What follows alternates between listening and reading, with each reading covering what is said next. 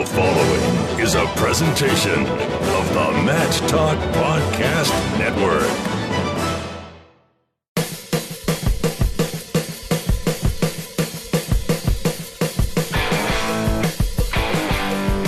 Hello, wrestling fans. It's time for the World Wrestling Resource Podcast.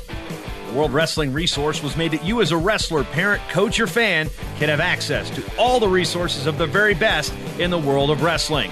I'm three-time wrestling writer and broadcaster of the year, Jason Bryant, and I want you to join me, along with John McGovern and world champions Terry Brands and Dennis Hall, as we talk training tips, topical discussion, mental preparation, and more on the World Wrestling Resource Podcast.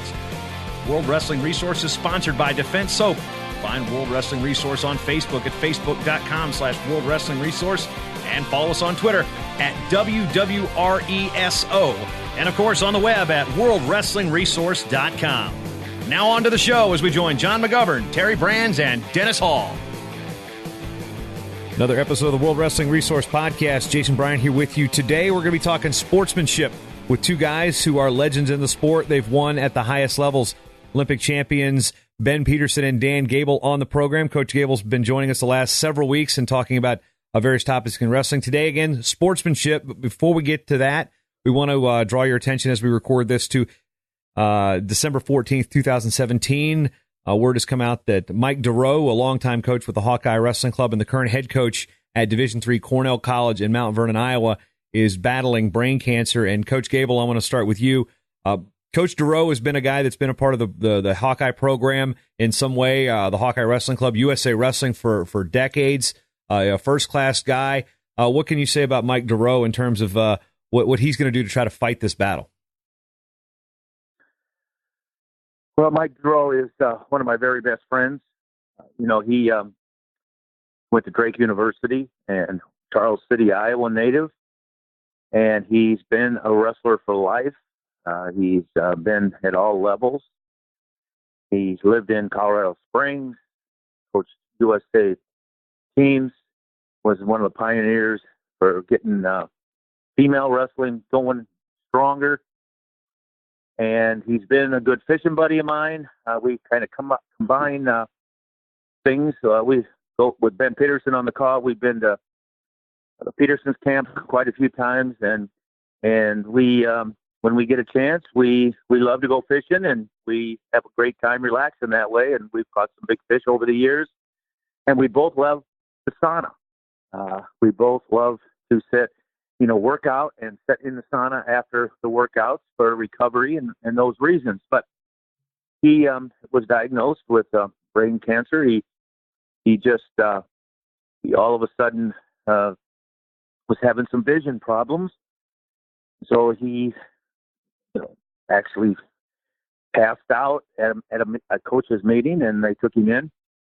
And within a matter of minutes, they did some work on him and said that you got to go to the University of Iowa. The hospital's down there, and we got to, get you ready for surgery, basically, to remove a tumor.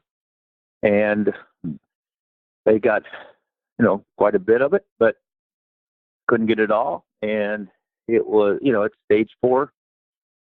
It's the kind of cancer that we still are working. Well, I don't think there's any cancer, too many of them. I guess we've come a long ways, but still got ways to go yet to find cures for some of them. And this is one that they're still working on to find a cure. And he's actually doing some experimentation on his treatments. So we're having a benefit for him.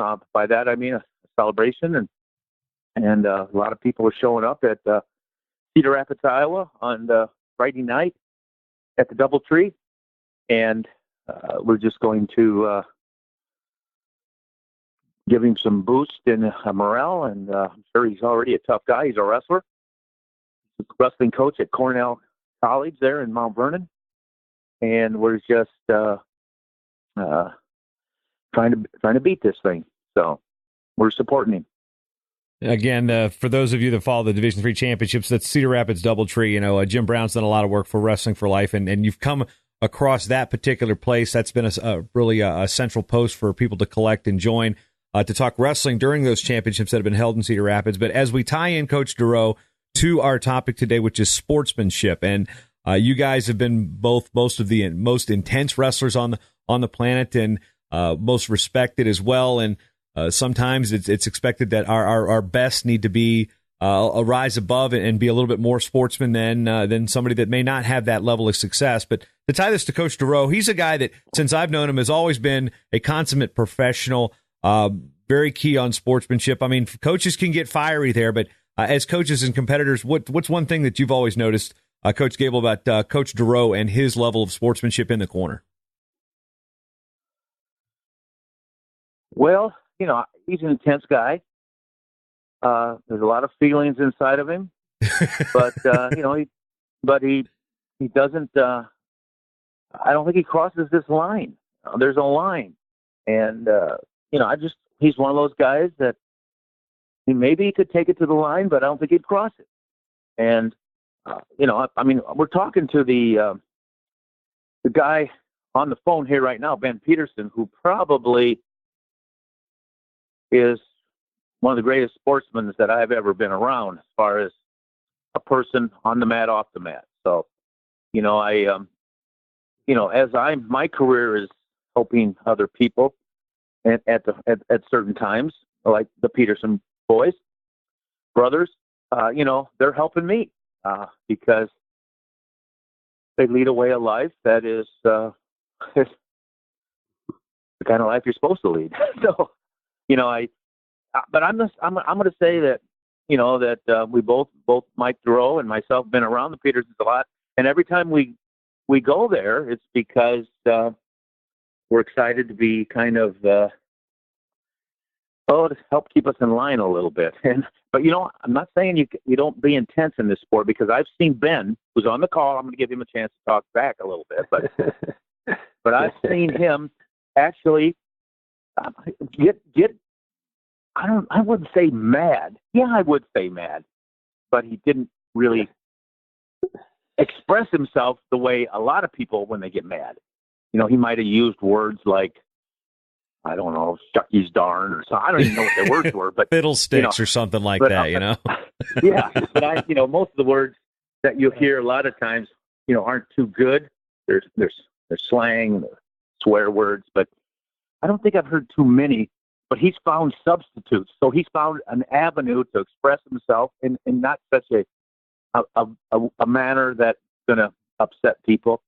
But if you don't compete hard and if you don't get frustrated a little bit, don't get upset with yourself or not performing well, then you're not going to be able to come back and be the guy that you need to be successful. But sportsmanship is definitely something that the Peterson boys and probably the family have earned a great reputation from that point of view. And I think I'm going to let Ben, actually, you can lead him into it, but I think that's why Coach DeRoe, myself, we hang around people that are good influences. And so from a sportsmanship point of view and from a way of life, you couldn't have a better guy on the phone.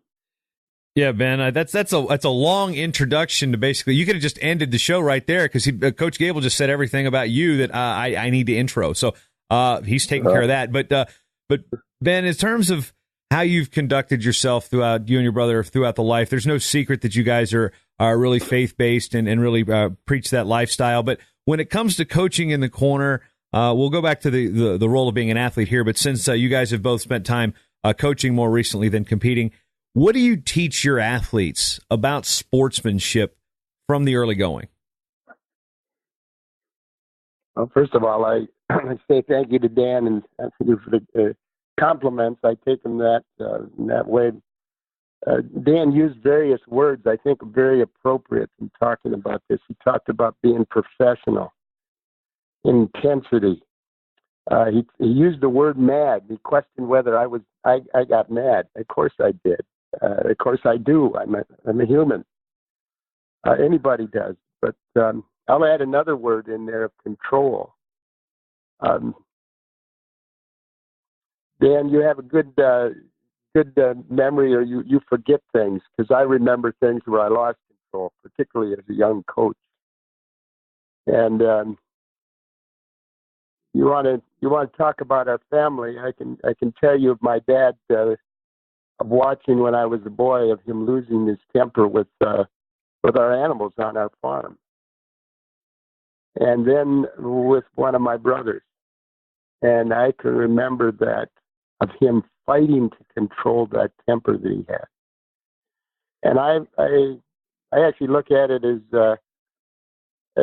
maybe a special privilege I had of watching my dad learn to control his temper that would cause great damage when he would lose it. And it damaged even to us as family members. And I guess mostly in the inside, not necessarily, he was going to hurt us physically, but I began to see when I started wrestling, man, I got a temper. But if I don't control this thing, I'm in trouble. But when I control it, man, incredible, the intensity and drive you can use in your game. And so as a coach, I found it a new challenge, because I couldn't do anything physically, against my opponents.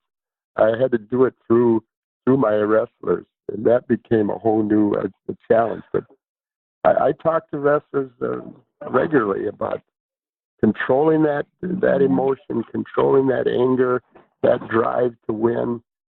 And sometimes you see an athlete that loses his temper on the mat, and I talk to them about it afterwards. Almost always they say, "Yeah, I lost control."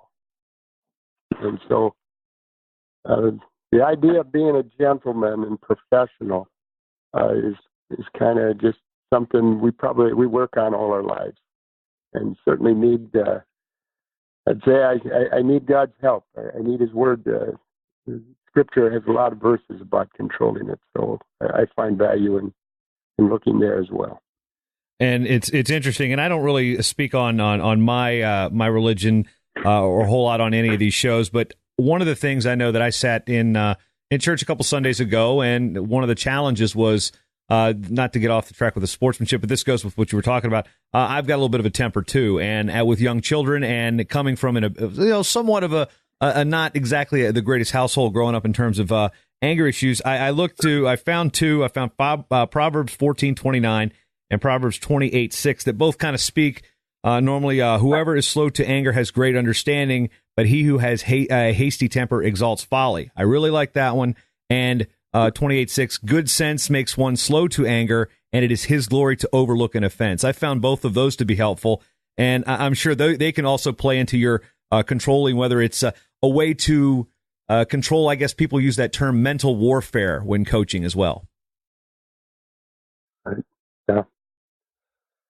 There's a time and place in our game for the highest of intensity in battle, and it's only natural for us to use our emotions to drive us in those times, and I think very appropriately. And I think it's one of the key things that make our sport so enjoyable. People want to watch it close. So, a classy man will be under control and just driving that every talent that he has, keeping it under control to use in the right time and place. Go ahead. Well, I'm glad I listened today, because I learned something about you, because I never really had heard you talk about this before.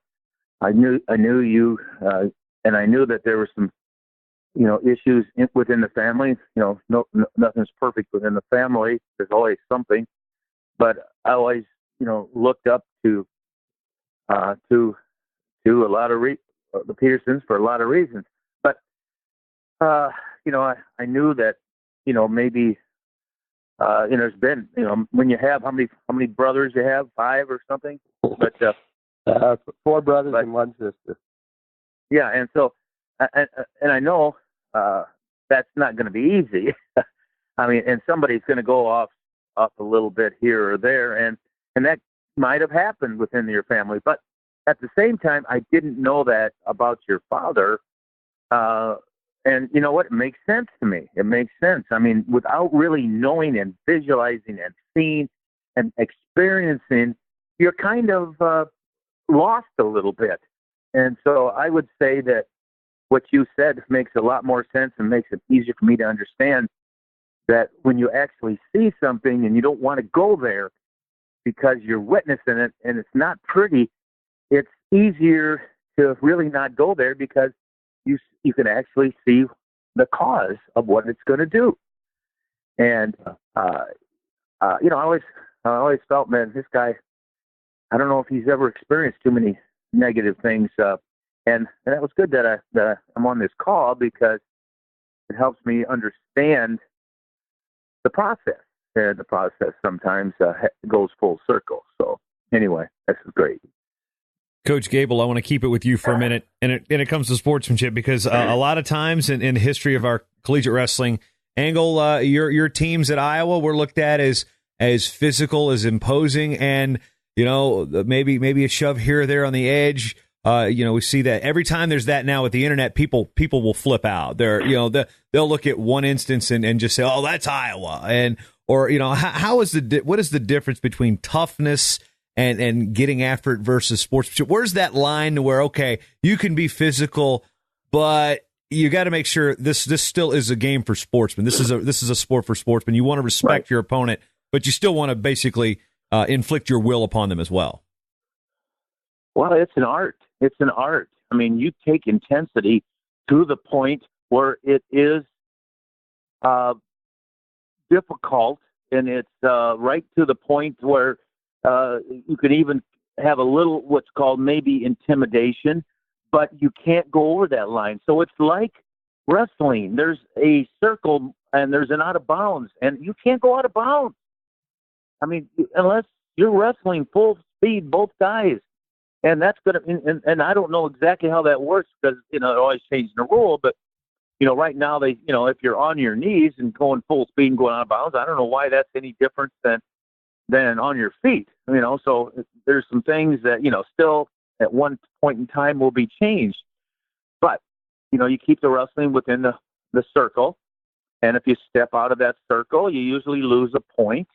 And it's kind of like knowing how to push the wrestler and be aggressive and be intense, but you don't actually punch them. You know, it's not a boxing match. You don't actually choke them. But there are moves and holds that you can come close and you can execute it, but it's not to the point where it's illegal. So I'm not really pushing those types of things, but, you know, there's mental games as well, besides just physical games. And the mental games can actually label you. And by that I'm saying, boy, he is going to be a tough guy to wrestle because he's so physical out there. He's not just standing there. It's not just a picture I'm looking at. This guy's actually in motion, and he's making me move, and he's got his hands on me, and he's attacking me. Well, is that illegal? No, not at all. In fact, it's good, tough, hard wrestling, entertaining wrestling. But all of a sudden, when that whistle blows, you know, as soon as you can stop, you know, you're supposed to stop. You're not supposed to do, you know, certain maneuvers, and they're right there written out. And if you do them, then you're going to get penalized. And I'll tell you what, I don't mind taking it right up to the line, but you don't cross that line. And you know, it does happen.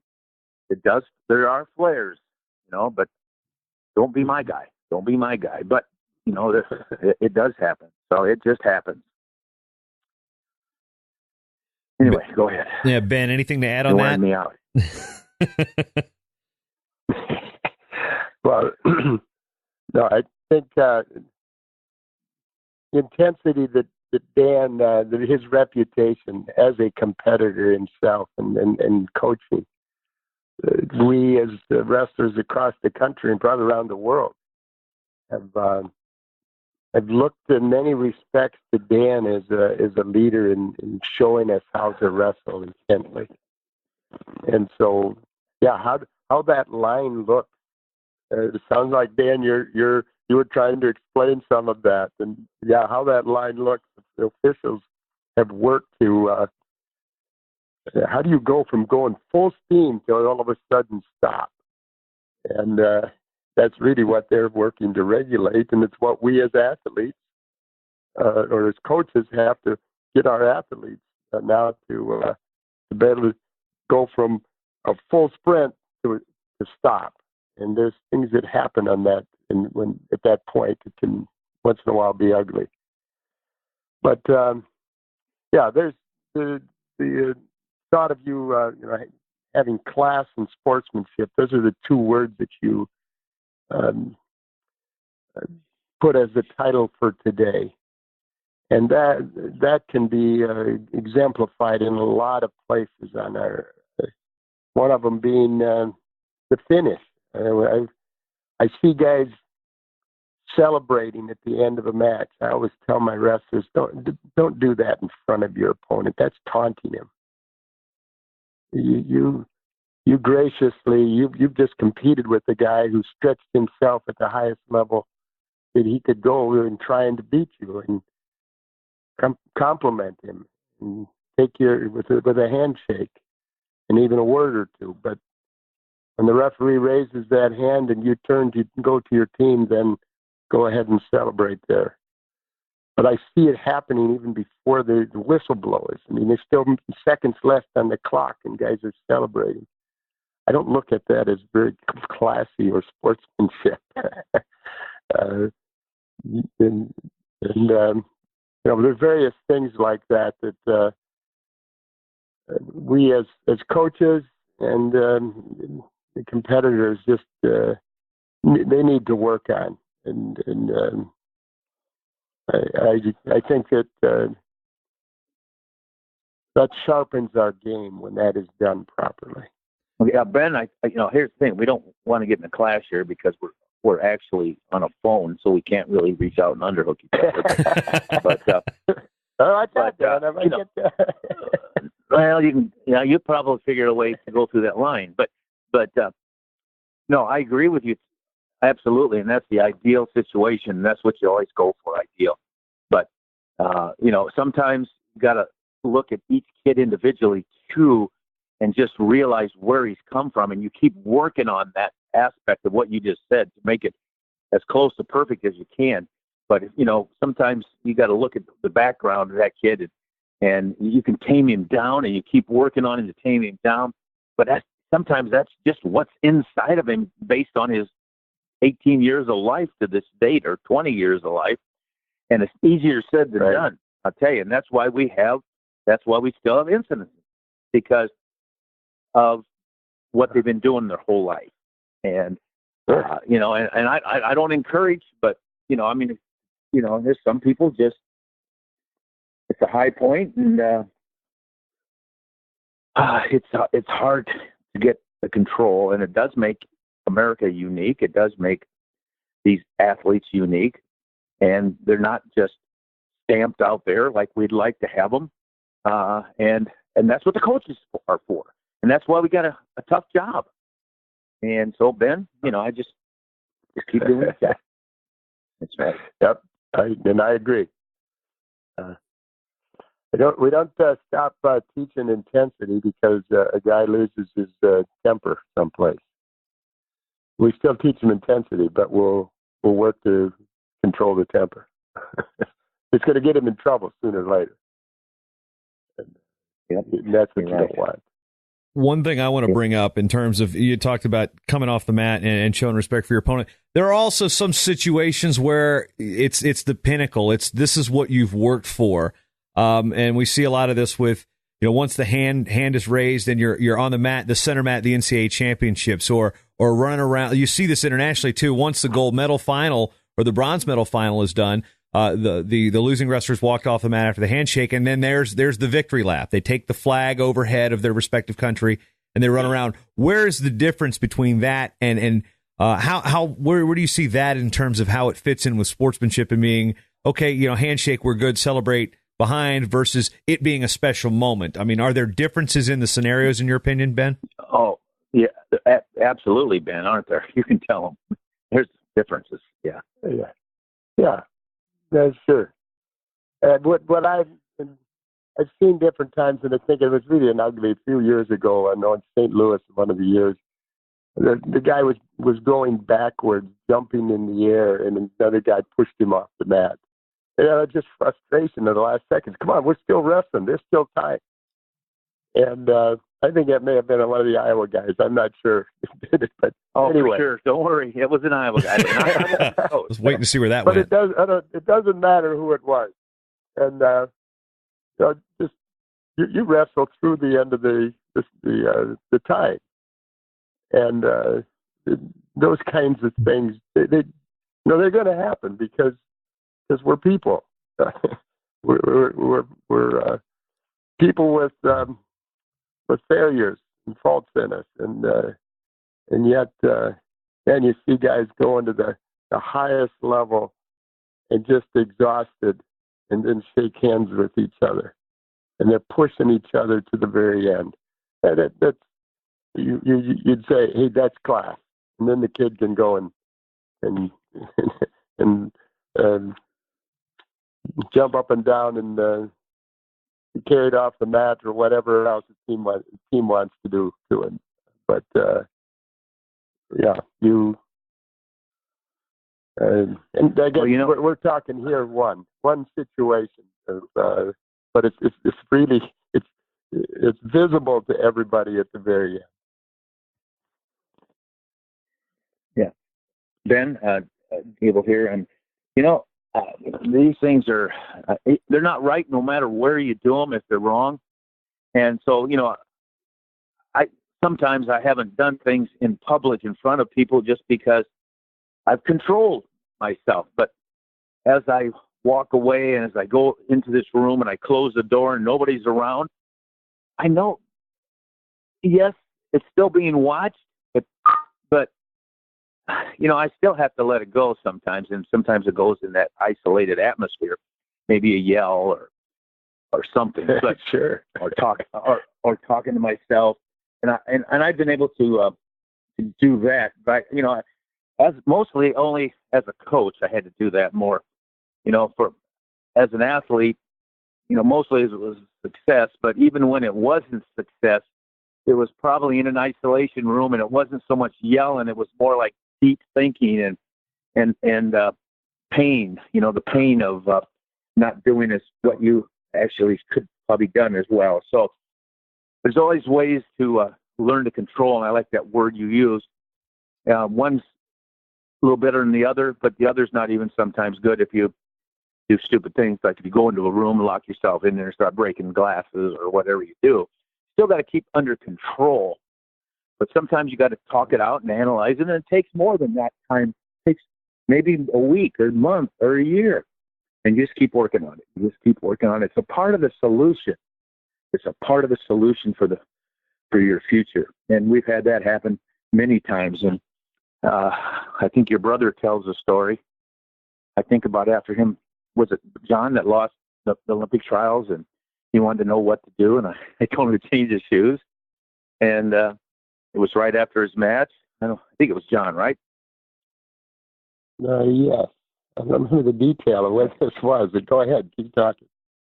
Yeah, so he changed his shoes, and I said, because he wanted to, what should I do? And I didn't want to waste many moments, so he changed his shoes, and I said, go out and run 2 miles right now. We'll come back here and we'll work on a skill or something. But I think he was thinking, well, what should I do starting tomorrow or the next day or something? But it's one of these things that you got some control over it, and no sense in wasting time and getting on with it. Yeah. Good class, Dan. I like that. Yeah, one thing that's key with the sport of wrestling is we have a lot of handshakes. And Kyle Klingman, your buddy down there at the Gable Museum, has written about this. We have a handshake to start the match with the opponent. We shake hands with the referee. Then we're wrestling. When we're done, we shake the hands of the referee. We shake the hands of the opponent. Then a lot of places you shake the hands of the opposing. Do we have too many handshakes in the sport of wrestling? Coach Gable, I'll start with you. Maybe. But there, it's a symbol of sportsmanship. And so you really don't, because mean, that's just the most common thing, and it's, if you got to, and maybe in life, sometimes people don't want to shake hands, like in a hospital, because you want to pass germs on.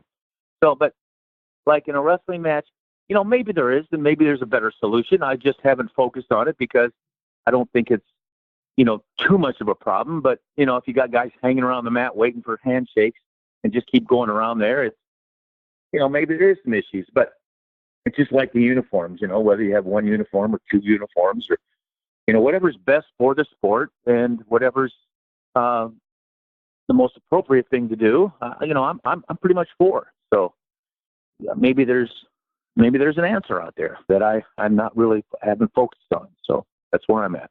I don't think we overdo it. And I guess one of the thoughts that comes to my mind, why I say that, is that we can't play our game alone fully. I mean, we can go and practice and shadow drilling, and we do it in our training. But when we really want to play our game, we got to have somebody else. And Dan referred to this as being a form of art. I totally agree with that. How do you do art with somebody who is not he's not going to challenge you? You got to, in a sense, he's got to come ready to work and pursue a high level of intensity and skill, or you can't show what you know how to do. And so there's a way in which you respect that man who is at a level that you can compete with and stretch you. And so there's a way in which, you're shaking hands with him and wanting to do everything you can to whip the snot out of him. But there's a way you're also thanking him for the opportunity to play your game at a high level.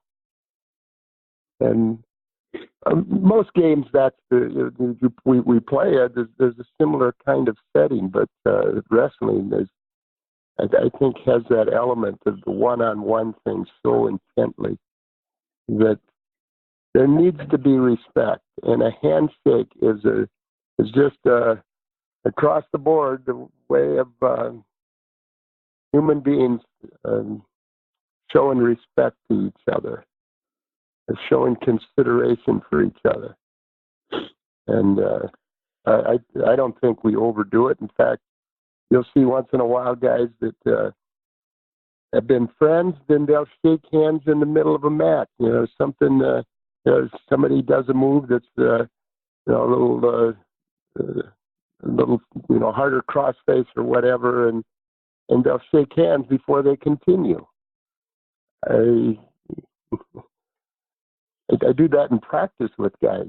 I come in and I did it as a competitor, and now I encourage it as coaching. And my coaching is, you shake hands with the guys in practice. You don't have to do that. You just do it on your own. And I think it's, again, over that respect and sportsmanship mentality. Hey, I agree totally on that. And the reason why I agree, and you've actually convinced me even more, but it's like it's almost part of the event. And what that means is it's a natural gesture. It's not like I got to think and shake hands.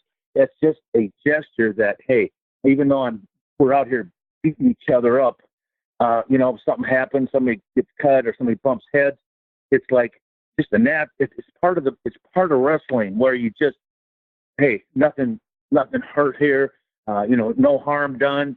I didn't do it on purpose.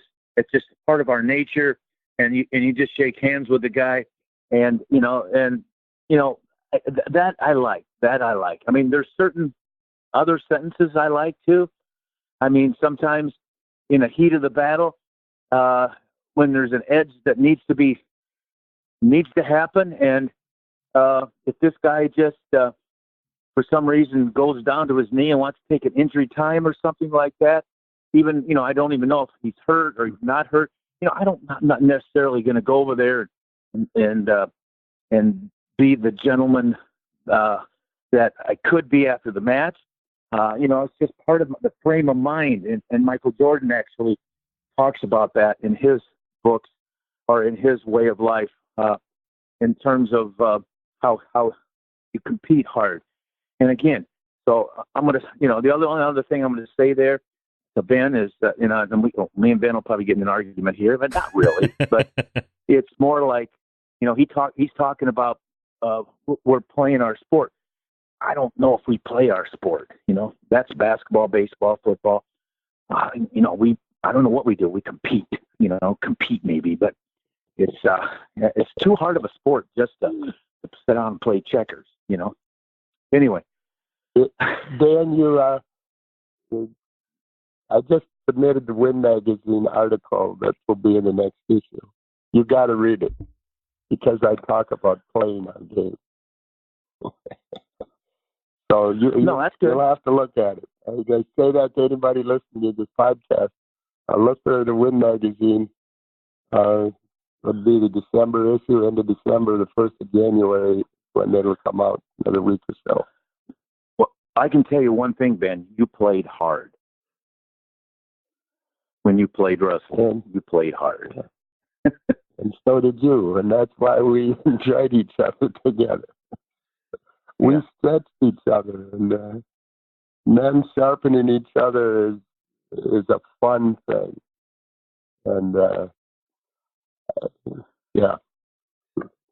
One thing I do want to broach before we get done is the sportsmanship we've got with the coaches. We've touched on it as an athlete, but now with the way our sport is, we have college wrestling fans, we have Twitter, we have the internet, we have message boards, we have various ways for fans to interact with other fans, and some of those discussions they're not sportsmanlike, and some of the things uttered from the stands at various places around the country are not sportsmanlike. They're not respectful of the sport of the athlete, or they're reactive, or their actions are justified by say, well, he did this first.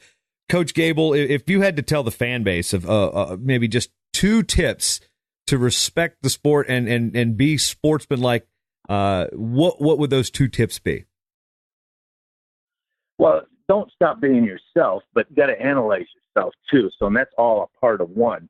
And if you're actually out of line to the point where they want to remove you from the building or something, then you got to analyze yourself a little bit more. And then the second thing is that you haven't been going to practice every day. You come once a week, which we'd love you to come.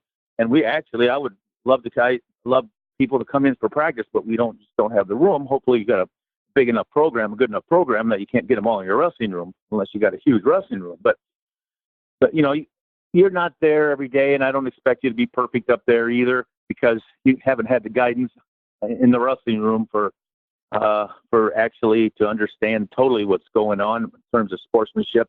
We want you to be loud. We want you to be, but we don't want you to be, like bad sportsmen. We want fans to be gracious. We want fans to be, to make a difference in whether the referee makes a call or not. Yeah, you can help doing that, but that means you got to be loud but it's how you express yourself. It's also not. It's like Ben goes back to his control, the control of somebody screaming, and it's how they're screaming and what they're screaming is makes a big difference. You don't want to actually say something that is out of line, and because you got to respect, like you said, what these athletes are doing out there. Sometimes you may have an opinion, and you may yell out your opinion, and it might be right. So that's okay too. But we're all part of the show, and it's just that you don't go to practice every day, and so kind of got to learn more at home or wherever you learn, and just appreciate you being there. So. Yeah, before I kick it over to Ben on this, I want to throw a little experience that I've seen. That I was at an event in the National Duels a couple of years ago, and there was this war. These 2 guys were battling. It was one of those double overtime ride-out situations. These guys had given it everything they had. 2 power programs, just 2 gritty All-Americans of it. Just they're battling, and one of the guys is walking right off the mat in front of some fans, and the fans just start getting in his face, and he sits there and he kind of gives them the double birds. To basically say, hey, and then, they're jawing at him, he's jawing back, and then they finally get things separated. Remember, the media comes running over and basically starts chastising, and I'll say it was Mark Bader from Flow Wrestling who went over and got in these fans' faces. You don't know what it's like to be out there. I've been that guy. You don't know what it's like to be out there, and a little bit of that is that respect for the athletes, the gladiators out there. So I guess maybe, Ben, you come from maybe a little more level-headed playing field than a lot of us do. What are some tips that maybe go back to control about, okay, you're caught up in the excitement of the situation, maybe be more happy for your guy winning versus attacking the guy who lost? Yeah, and I jotted down here while you guys were talking about this is to avoid, you don't pick a fight.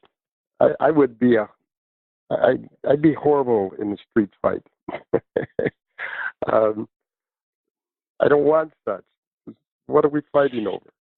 And I've seen some wrestlers. I've coached wrestlers. I've been on teams with wrestlers that had a bit of that, I don't know, say background or whatever in them. And it was pretty easy for them to get on sportsmanlike when they would get into that mentality. And I just say we pick our fight at the right time and place. And it's on that mat. And within the time frame, you go as intently as you possibly can. You train your body and mind to compete at those high levels. But you're not there to injure a guy. You're not there to insult him. You're not there to belittle him. You're there to show how intense and how high you personally can get and enjoy it and let other people enjoy watching it. And, whether it's the athlete, us coaches, or fans that forget that, when we do, and when any of us do, it can get ugly. And things are said and done that and they restrict and hold back what can happen. I mean, Dan, maybe this was I don't know if you were on this trip, but the wrestling that we went out to, we were at Iowa State. I went to a dual meet at the Bloomsburg State, where Russ Houck was a coach. Yeah, I don't know if I was on that or not. Probably not. Okay, but I might have. I've never been in a more intense setting in my life. They let the fans come and sit on the floor right up next to the mat. And the only place they weren't sitting. Well, the only place they weren't sitting was on the mat. Is that the Russian duel? The Russian duel? The Russian duel? No, it was a duel. It was a duel with their team, their college team. Yeah, because I went there the same thing with the Russian duel once. But go ahead. And I coached in a setting where we created a similar kind of deal. We had to wrestle in our wrestling room, and it was small. And we brought people in, and we packed them in. And the intensity and the fun of that was everybody had to agree to it because we were so close to that mat. And I remember the coach of one of the meets. The only time I ever beat Loris College, and the coach came to me afterwards, and as we were shaking hands, he said, "Peterson, you broke every rule in the book in this facility." And I just thought, oh man, they won't let me have the gym. I can't do it. And the only time we can have the gym is on the weekends, but we got to have dual meets in the evenings sometime during the year. And the students love this. Athletes love it. And he's gonna tell everybody that I got the bench too close to the mat. And wow. He gets all of a sudden, he gets this big grin and he says, "But this was a blast. I can't wait for 2 more years and we come back to wrestle guys again." Well, good. He was a real person, and that's great. Love it. I wouldn't do that today in the setting. This was what, 40 years ago, almost 30 plus years ago that we did that. And I know today that would not be permitted. I don't think we could have gotten official. But because everybody agreed to that setting, everything was fine in it. And there was not, but because people have lost their temper, we have all kinds of extra rules to avoid going to that street fight deal. And we still can fight. We just need to keep it clean. And that's called discipline and control to get that to happen. Maybe you can say no, I agree. You become civil and a gentleman when you go to do what we do. No, I agree. And, it goes even to me, it goes even further than sportsmanship. It just goes to, like things like what wrestling could have in their, and they don't have, and maybe they're the only sport that doesn't have it. And it's, it's like, but we need it. We're the most important. But what we got to, as educators, teach other people who make rules for us that, we can show that we're there for education as well. And it's basically like some of the rules that they impose upon, which are, way out of line, to be honest with you. I think, and who am I? But I'm one person, but it's been a person my whole life in this thing. And, it's just some of the things that, that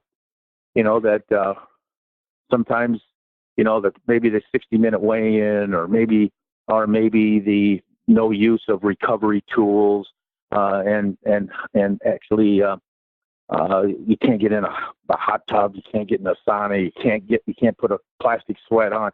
You can't, I don't know what you can do, but totally. But it's like these things, some of them are made for a purpose and they're part of performance. And, you take it away. And then all of a sudden, if somebody gets caught doing something, it's like the death penalty, and in reality, when you go back and you see that what the incidences that happened, for an example, were the rules were made by somebody that doesn't have any practical wrestling experience, and maybe they're not, that wasn't, or maybe that caused the problem. So, it's something that it's like sportsmanship. You can't just legislate it. You got to actually educate. And that's what the coaches are for in wrestling. And that's what people are out there that should actually make and educate fans about sportsmanship, and coaches educate their wrestlers. So, I get pretty upset when all of a sudden you get your hands tied and you want to be great and you want to do whatever you can use, and you're not able to do it because of some rules. I mean, just what you just said about that performance setting. Hey, that was a great performance setting, and even the loser agreed. And so, to me, it's about working and understanding what you should be doing, and not, it's just don't make a rule for something that is you think is the simplest way. It's not about the simplest way. It's about the best way and the right way. So anyway, that's my finish line. Yeah. And Defense Soap revolutionized athletic hygiene in 2005 with the introduction of a bar soap containing natural ingredients proven to be effective against ringworm. Today, Defense Soap leads the world in sports hygiene innovation with a complete line of bar soap, shower gels, and body wipes that contain high-grade tea tree, eucalyptus, and peppermint oil. Defend what you have built at DefenseSoap.com. I'd like to thank our guests today, Olympic champions Ben Peterson and Dan Gable, talking about sportsmanship, among other things. And first of all, thanks again for the time. Coach Peterson, where can we find you? And then we'll talk to Coach Gable and wrap it up where we can find him. So first, Coach Peterson. Thank you. Appreciate being able to do this. And you can find me at ben@campofchamps.org. And Coach Gable, everybody kind of knows where to find you. Of course, the Gable Museum is where you can find out and check out all things that are more than just Dan Gable. Of course, it's partnered with the National Wrestling Hall of Fame, but you've been doing a book tour with Wrestling Life 2, And what are some upcoming stops for you on that? Well, we just did a Casey's tour, and we went through 20 Casey's stores so far, and so that means we only got 1,980 to go. So I hope it's just a start. It's been a great tour. We're getting a lot of education being done out there, and we're getting a lot of promotion. And it's not just about wrestling; it's about youth sports, especially in a lot of small town USAs. But you can find me at dangable.com basically, and I guess I'm not there, but you can get a hold of me. But somebody else will contact me and get a hold of me. But no, I tell you what, I really thank you for putting me on this call at the last minute, just because I don't get around Ben a lot, and Ben and myself have a lot to share. We went through a lot for many years, and what we went through is good stuff, and that's why I want to make sure the people of the future have the opportunity to hear what a couple guys did, and more than that, but how they lived their life, and how they hope that their sport heads in the right direction. And it's not about cutting corners, not about just making a rule. It's about making the right rule if you're going to make a rule, but it's about giving people the best chance to perform and be good people and be good sports.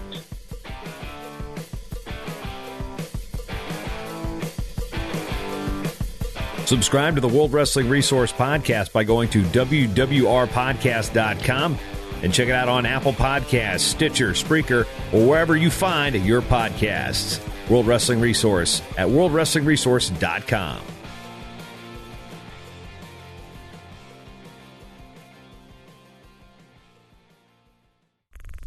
This show is part of the Matt Talk Podcast Network. For more wrestling podcasts, head over to MattTalkOnline.com.